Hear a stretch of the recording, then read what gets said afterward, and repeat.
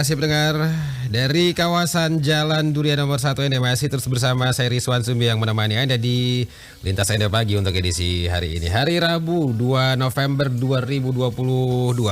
Kita ke topik wawancara kita berikutnya terkait dengan Menparekraf Sandiaga Uno ya yang berencana mengkaji ulang terkait dengan tarif masuk di Taman Nasional Komodo. Dan untuk memperbincangkan hal tersebut, kami sudah terhubung bersama dengan Direktur Utama Badan Otorita Pariwisata Labuan Bajo Flores, Sana Fatina.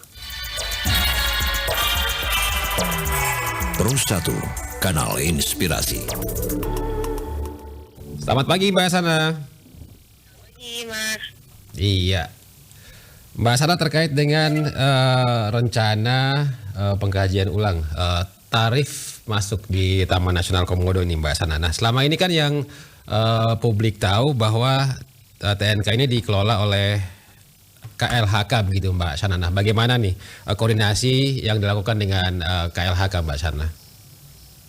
Ya jadi seperti yang kita ketahui memang Taman Nasional ini dikelola dan otoritasnya adalah di Taman Nasional Komodo atau di KLHK ya. Dan kemudian di sini Kemenparekraf adalah salah satu penggunanya gitu. Khususnya adalah sektor parekrafnya karena memanfaatkan dari sisi pariwisata. Nah untuk itu dalam pengelolaan Taman Nasional sendiri kita seringkali berkoordinasi dan berkolaborasi dengan teman-teman Taman Nasional. Nah kasus untuk kali ini kemarin seperti kita ketahui diminta untuk teman-teman Kemenparekraf oleh Bapak Presiden untuk mencoba mendengarkan dan mengumpulkan aspirasi dari para pelaku parekraf yang terdampak terhadap rencana kebijakan yang dilakukan oleh KLHK dalam rangka teman-teman Pemprov NTT ya yang mengelola wilayah Komodo dan Padar dan berencana untuk menaikkan paket wisata yang mereka lakukan di Labuan Bajo. Jadi ini yang menjadi alasan dari pengkajian ulang kembali ini setelah menyerap aspirasi dari pelaku pariwisata di Labuan Bajo begitu Mbak Sana ya? Jadi memang karena ditugaskan kita untuk mendapatkan aspirasi ya, jadi setelah ditugaskan seperti itu kami dan teman-teman Kemenparekraf berkoordinasi dan berkomunikasi dengan semua stakeholder, khususnya para asosiasi-asosiasi wisata. Jadi mulai dari asosiasi perjalanan darat, asosiasi kapal, asosiasi travel agent, tour operator, kemudian teman-teman masyarakat juga, teman masyarakat desa Komodo dan lain-lainnya. Dan memang mereka meminta untuk kalau bisa ditunda karena memang situasinya masih cukup sulit ya untuk mereka sedang masa pemulihan pasca pandemi juga. Nah hasil ini dari pertemuan-pertemuan tersebut juga yang juga dilakukan sampai kemarin juga masih ada pertemuan gitu ya. Nah kita mengumpulkan semua aspirasi tersebut dan melaporkan apa adanya untuk menjadi pertimbangan dan bagaimana nanti bisa menemukan solusinya untuk ke depan. Oke baik, sudah ada koordinasi dengan KLHK Mbak Sana terkait dengan hal ini? Ya tentu juga sama dengan KLHK juga. Jadi kan ini kan ceritanya adalah pelaku kebijakan baru ya dan bagaimana kita melihat sebenarnya kita juga semua mendukung tentang konservasi, mendukung juga tentang penerapan kuota juga.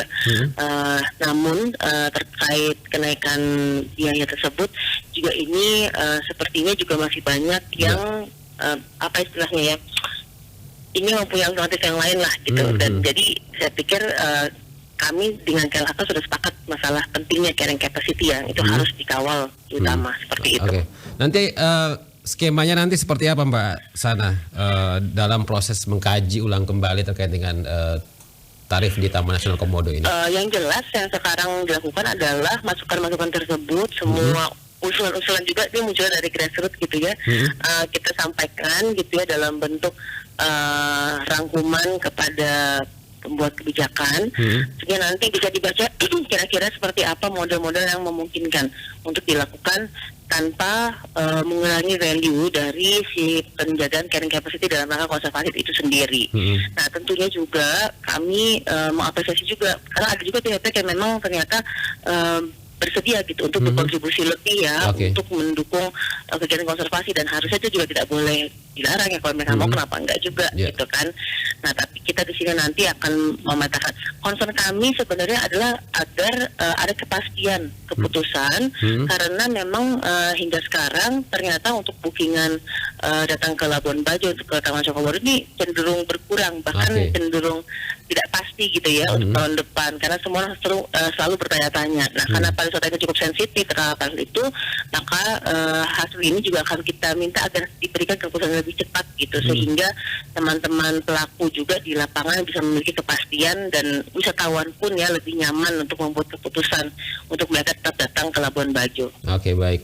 Dan keputusan ini kapan nanti rencana akan ditetapkan gitu? Sudah tahu kabarnya atau belum Mbak Sana?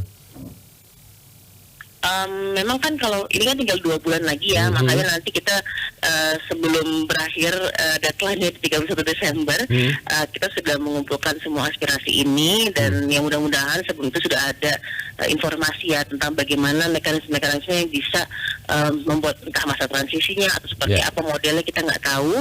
Tapi prinsipnya yang satu yang kita pegang bersama adalah satu, kami setuju dan akan mendukung kebutuhan konservasi dan carrying capacity yang harus diberlakukan. Nah tinggal kita mencari mekanisme yang lain bagaimana untuk memudahkan bagi mereka untuk kita bisa beraktivitas tanpa merusak lingkungan, tapi bisa juga memberikan ruang bagi mereka yang ingin berkontribusi lebih untuk mendukung konservasi lingkungan. Jadi ini model nanti dari BOP sendiri ada begitu yang ditawarkan ke pengambil kebijakannya nanti Mbak Sana? Kalau sejauh ini sih kita hanya meneruskan skema-skema yang diusulkan ya dari teman-teman industri, karena mereka tuh punya banyak model-model yang kita, ini ada opsi A, B, C, D gitu kan misalkan. Nah kita kasih aja ke semuanya, karena kan kembali lagi nanti wewenangnya adalah di teman-teman KLHK ya, seperti itu. Dan tentunya kita tidak ingin ini menjadi ini, tapi kita inginnya ada kepastian aja, karena kepentingan dari Kemenparekraf adalah tadi ya membuat wisatawan itu punya kepastian, sehingga mereka juga nyaman untuk menentukan apakah memang mau datang ke Labuan Bajo atau nggak pergi, jadi pergi nih gitu. Oke, baik, Mbak Sarah, terakhir nih apa yang perlu diketahui oleh publik kemudian juga pelaku pariwisata di Labuan Bajo dalam masa menunggu kepastian ini Mbak Sana? Sampai sekarang dan sampai ke akhir tahun kami tetap mengumpulkan aspirasi-aspirasi tersebut gitu. Jadi buat teman-teman pelaku parekraf bisa menyampaikan kira-kira apa concern mereka dan bagaimana progresnya gitu ya, apakah dampaknya atau mungkin respon-respon dari pasar seperti apa dan bagaimana.